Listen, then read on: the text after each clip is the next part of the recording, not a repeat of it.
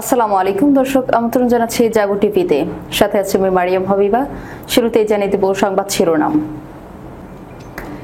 মৃত্যু আতঙ্কের এক ভোর পার করল ইসরায়েল, ইহুদিদের শান্তিতে না ঘুমাতে দেওয়ার প্রতিজ্ঞা। ইরানে হামলা করা ইসরায়েলের একার পক্ষে অসম্ভব, সিএনএনকে বিস্ফোরক তথ্য দিলেন যুক্তরাষ্ট্রের সাবেক পররাষ্ট্রমন্ত্রী জন কেরি।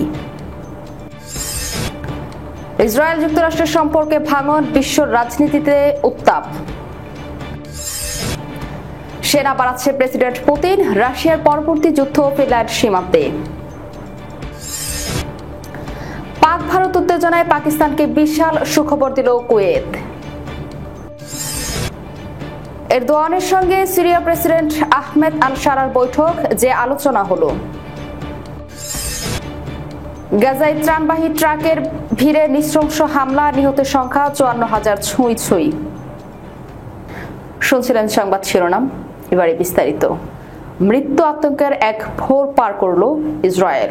ভোর 4টায় হঠাৎই সাইরেনের হুঙ্কারে কেঁপে উঠল ইসরায়েলের রাজধানী তেল আবিব। ইয়েমেনের হুতি বিদ্রোহীদের ছোড়া একাধিক ভয়ঙ্কর ব্যালিস্টিক মিসাইল লক্ষ্য করে আছড়ে পড়তে যাচ্ছিল ইসরায়েলের প্রাণকেন্দ্রে। মুহূর্তেই ছড়িয়ে পড়ে চরম আতঙ্ক। ঘুম ভেঙে প্রায় 10 লাখ মানুষ দৌড়ে আশ্রয় নেয় বাংকারে। মধ্যপ্রাচ্য বিশ্লেষক ডক্টর এলিয়ান বার্নারের মতে, হুতিদের উদ্দেশ্যে কেবল সামরিক ক্ষতি নয়, বরং মনস্তাত্ত্বিক চাপ সৃষ্টি করা, যেন ইসরায়েলিরা দিনরাত আতঙ্কে থাকে, ঠিক যেমন গাজার মানুষেরা বোমা আতঙ্কে দিন কাটায়। তবে ইসরায়েলি প্রতিরক্ষা বাহিনী দাবি করেছে, সম্ভাব্য ভয়াবহ এই ট্র্যাজেডি প্রতিহত করে ইসরায়েলের শক্তিশালী প্রতিরক্ষা ব্যবস্থা আয়রন ডোম। তবে আতঙ্কের তীব্রতার কেঁপে উঠেছে গোটা শহর। এই হামলাজনিত সপ্তাহে হুতিদের চতুর্থ এবং পরপর দ্বিতীয় দিনের আক্রমণ। এর আগে বৃহস্পতিবারও তারা দুটি মিসাইল ছোড়ে, যেগুলো লক্ষ্য ছিল বেন গুরিয়ন আন্তর্জাতিক বিমানবন্দর। সেগুলো প্রতিহত করা হয়। তবে চলতি মাসের শুরুতে ছোড়া একটি মিসাইল আয়রন ডোম ভেদ করে বিমানবন্দরে আঘাত হানে, যেখানে 6 জন আহত হন এবং বেশ কিছু আন্তর্জাতিক ফ্লাইট স্থগিত হয়। এর প্রতিক্রিয়ায় ইসরায়েল ইয়েমেনের হুতি নিয়ন্ত্রিত সানা ও হুদাইদা বন্দরে ব্যাপক বিমান হামলা চালায়। ইয়েমেনি সূত্র জানায়, শুধু সানা বিমানবন্দরে প্রায় $50 কোটি ক্ষয়ক্ষতি হয়েছে।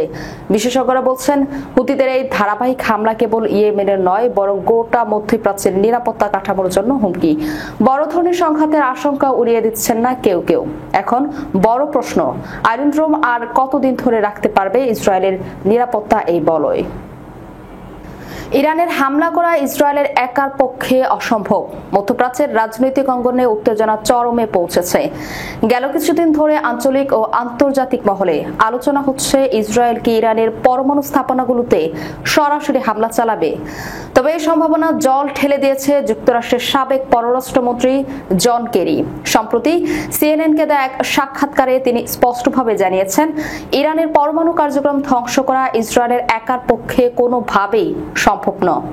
কেরি বলেন, ইসরায়েলের কিছু ক্ষতি হয়তো করতে পারবে বা বড় ধরনের হতে পারে, কিন্তু ইরানের পরমাণু কার্যক্রম সম্পূর্ণ ধ্বংস তাদের একার পক্ষে সম্ভব নয়। তিনি আরো হুঁশিয়ারি করেন, এমন হামলার ফলে গোটা অঞ্চল বড় ধরনের বিপদের মুখে পড়তে পারে। এই বক্তব্য আন্তর্জাতিক কূটনৈতিক মহলে ব্যাপক প্রতিক্রিয়া সৃষ্টি করেছে। বিশ্লেষকদের মতে, কেরির এমন মন্তব্য একদিকে যেমন ইসরায়েলের যুদ্ধাঙ্গদেহী অবস্থানকে প্রশ্নবিদ্ধ করেছে, অন্যদিকে মধ্যপ্রাচ্যে ইরানের সামরিক ও কূটনৈতিক দৃঢ়তা নতুন এক স্তরে পৌঁছেছে বলেও ইঙ্গিত দিচ্ছে। এমন উত্তেজনার মাঝে রোমে অনুষ্ঠিত হলো ইরান ও যুক্তরাষ্ট্রের মধ্যে 5ম দফায় পরোক্ষ পরমাণু আলোচনা। এতে ইরানের প্রতিনিধি ছিলেন পররাষ্ট্রমন্ত্রী আব্বাস আরাকচি এবং যুক্তরাষ্ট্রের পক্ষে অংশ নেন প্রেসিডেন্ট ডোনাল্ড ট্রাম্পের আঞ্চলিক দূত স্টিভ উইটকফ। ইরানের পররাষ্ট্র মন্ত্রণালয়ের মুখপাত্র ইসমাইল বাঘাই এক্সে জানান, আলোচনায় ইরান তার নীতিগত অবস্থান খুবই শক্তভাবে উপস্থাপন করেছে। তিনি আরো জানান, আলোচনা হয়েছে পেশাদার ও শান্ত পরিবেশে। বাঘাইয়ের বক্তব্যে বোঝা যায়, যখন ইসরায়েল প্রকাশ্যে হামলার হুমকি দিচ্ছে, তখন ইরান কূটনৈতিক সৌজন্যের পথেই অটল রয়েছে। এই আলোচনায় মধ্যস্থতাকারী হিসেবে গুরুত্বপূর্ণ ভূমিকা পালন করেছে ওমান। ওমানের পররাষ্ট্রমন্ত্রী 5 দফায় আলোচনার মধ্যে কিছু বাস্তবসম্মত সমাধানের প্রস্তাব উত্থাপন করেছে, যা বর্তমানে দুই পক্ষই গুরুত্ব দিয়ে পর্যালোচনা করছে। বিশ্লেষকরা বলছেন, ওমানের এই মধ্যস্থতা আবারও প্রমাণ করে ইরান যুদ্ধ নয়, বরং সমঝোতা চায়। তবে প্রশ্ন থেকে যাচ্ছে, যুক্তরাষ্ট্র ও ইসরায়েল কি শান্তির এই ভাষা বুঝতে গ্রহণ করতে আগ্রহী? জনকের মন্তব্যের পর অনেকেই ধারণা করেছেন ইসরায়েলের এই হুমকি হয়তো একটি কৌশল, যার মাধ্যমে তারা ইরানের উপর চাপ বাড়াতে চাইছে। আবার কেউ কেউ বলছেন সত্যিকার অর্থে একটি সামরিক অভিযানের প্রস্তুতি নেওয়া হচ্ছে, অথবা যুক্তরাষ্ট্র ইচ্ছাকৃতভাবে যুদ্ধের ছায়া তুলে আলোচনা প্রক্রিয়া ইরানকে দুর্বল করার চেষ্টা করছে। তবে বাস্তবতা হলো ইরান এখন কেবল কূটনীতিতে নয়, সামরিক প্রস্তুতিতেও আত্মবিশ্বাসী। এমনকি যুক্তরাষ্ট্রের উচ্চ পর্যায়ের সামরিক বিশ্লেষকরাও তা স্বীকার করছেন। ইরানের পরমাণু ঘড়ির কাঁটা ঘুরছে বটে, কিন্তু শেষ মুহূর্তে ট্রিগারে কার আঙ্গুল থাকবে তেহরানের না তেল আবিব বা ওয়াশিংটনের, তা সময় বলে দিবে। ইসরায়েল যুক্তরাষ্ট্রের সম্পর্কে ভাঙন, বিশ্ব রাজনীতিতে উত্তাপ। বিশ্ব রাজনীতিতে মানিকজোড় বন্ধুত্বের সবচেয়ে আলোচিত উদাহরণ ইসরায়েল ও যুক্তরাষ্ট্র। 1948 সালে রাষ্ট্র হিসেবে ইসরায়েল ঘোষণার পর দেশটিতে প্রথম স্বীকৃতি দেয় যুক্তরাষ্ট্র। এরপর থেকে এক দশক থেকে আরেক দশক সবসময় ইসরায়েলের পাশে থেকেছে ওয়াশিংটন। ফিলিস্তিন দখল, যুদ্ধ নির্যাতন ও মানবাধিকার লঙ্ঘনের নানা ঘটনায় আন্তর্জাতিক মহলে নিন্দার ঝড় উঠলেও যুক্তরাষ্ট্রের সমর্থন বরাবরই থেকেছে ইসরায়েলের পক্ষে। বিশেষ করে ফিলিস্তিন ভূখণ্ডে ইসরায়েলি বাহিনীর নিপীড়নের বিরুদ্ধে যখন বিশ্বব্যাপী প্রতিবাদ তুঙ্গে, তখন 55,000-এরও বেশি ফিলিস্তিনি প্রাণহানির মধ্যেও নেতানিয়াহুকে সব ধরনের সহায়তা দিয়ে গেছেন বিগত মার্কিন প্রেসিডেন্টরা। তবে সম্প্রতি দৃশ্যপটে এসেছে নাটকীয় পরিবর্তন। মার্কিন প্রেসিডেন্ট ডোনাল্ড ট্রাম্প ইসরায়েল নিয়ে হাঁটছে ভিন্ন পথে। গাজায় চলমান যুদ্ধের ভয়াবহ চিত্র দেখে ক্ষুব্ধ হয়েছেন তিনি। মার্কিন সংবাদ মাধ্যম এক্সিওস নিউজ এর বরাত দিয়ে জানা গেছে, গাজার সাধারণ মানুষের দুর্দশা দেখে হতাশ হয়েছেন ট্রাম্প এবং তিনি যুদ্ধ অবিলম্বে বন্ধের আহ্বান জানিয়েছেন। কিন্তু নেতানিয়াহু গাজার পুরো নিয়ন্ত্রণ চান, ফলে স্পষ্ট হয়ে উঠেছে দুই নেতার মতপার্থক্য। সম্প্রতি ট্রাম্পের মধ্যপ্রাচ্য সফরে ইসরায়েলকে এড়িয়ে যাওয়া এবং নেতানিয়াহুর সঙ্গে সাক্ষাৎ না করাকে কেন্দ্র করে সম্পর্কে ফাটল ধরেছে এমন গুঞ্জন এখন অনেকটাই ওপেন সিক্রেট। মার্কিন প্রভাবশালী সংবাদ মাধ্যম দ্য হিল এর বিশ্লেষণে উঠে এসেছে, ইসরায়েলকে ব্ল্যাঙ্ক চেক দেওয়ার মার্কিন নীতি থেকে সরে আসতে চাইছেন ট্রাম্প। তার প্রশাসন এখন স্পষ্ট বার্তা দিচ্ছে যুক্তরাষ্ট্র ইসরায়েলের অন্ধ সমর্থন নয়। বিশ্লেষকরা বলছেন এই মনোভাবের পেছনে রয়েছে একাধিক কারণ। প্রথমত, নেতানিয়াহুর যুদ্ধকামিতাকে ট্রাম্প রাজনৈতিক উদ্দেশ্যপ্রসূত মনে করছেন। দ্বিতীয়ত, ইসরায়েলের উপর মার্কিন অর্থনীতির নির্ভরতা নেই বললেই চলে, তাই ইসরায়েলের স্বার্থের চেয়ে মার্কিন স্বার্থকেই প্রাধান্য দিচ্ছেন তিনি। এদিকে ইসরায়েলের প্রতি ট্রাম্পের অনীহা নিজ দেশে তার দলের মধ্যেও অসন্তোষ বাড়িয়েছে। American Israeli public affairs committee দীর্ঘদিন ধরে মার্কিন কংগ্রেসকে প্রভাবিত করে এলেও সাম্প্রতিক প্রেক্ষাপটে রিপাবলিকানদের মধ্যে এর বিরুদ্ধে অসন্তোষ দানা বাঁধছে। সেনা বাড়াচ্ছে মস্কো, রাশিয়ার পরবর্তী যুদ্ধ ফিনল্যান্ড সীমান্তে। ইউক্রেন যুদ্ধ এখনো চলছে, এর মধ্যে আরেক নতুন রণাঙ্গনের কুচকাওয়াজ শুরু হয়ে গেছে রাশিয়ায়। এবার প্রতিপক্ষ পুরের প্রতিবেশী ন্যাটোর নতুন বন্ধু ফিনল্যান্ড। দুই দেশের মাঝে প্রায় 1340 কিলোমিটার সীমা। দীর্ঘ এই সীমান্ত জুড়ে রাশিয়া চুপিসারে গড়ে তুলেছে নতুন ঘাঁটি, মোতায়েন করছে সেনা, আধুনিকায়ন শুরু করেছেন সামরিক অবকাঠামোগুলোতেও। একদিকে ইউক্রেন যুদ্ধের পরবর্তী পর্যায়ে প্রস্তুতি, অন্যদিকে ফিনল্যান্ডের সাম্প্রতিক ন্যাটো অন্তর্ভুক্তি, সবকিছু মিলিয়ে রাশিয়া আগামীর সংঘর্ষের মানচিত্র আঁকছে ইউরোপের উত্তরের এই সীমান্তেই। রাশিয়ার এই গোপন রণপ্রস্তুতিতে যুদ্ধাতঙ্ক ছড়িয়ে পড়েছে বাল্টিক প্রতিবেশী লিথুয়ানিয়া, এস্তোনিয়া, লাটভিয়াতেও। এএফপির গার্ডিয়ান বিশ্লেষকরা বলছেন, ইউক্রেন যুদ্ধ যদি থেমেও যায়, রাশিয়ার বাহিনী তখন এই সীমান্তে আরো বড় আকারে মোতায়েন হতে পারে, আর সেটাই হতে পারে এক নতুন সংঘর্ষের সূচনা। 2023 সালের এপ্রিলে ন্যাটোতে যোগ দেয় ফিনল্যান্ড। এরপর থেকেই সীমান্তবর্তী এলাকাগুলোতে সামরিক ঘাঁটি নির্মাণ এবং বিমান ঘাঁটি সংস্কারের কাজ শুরু করেছে রাশিয়া।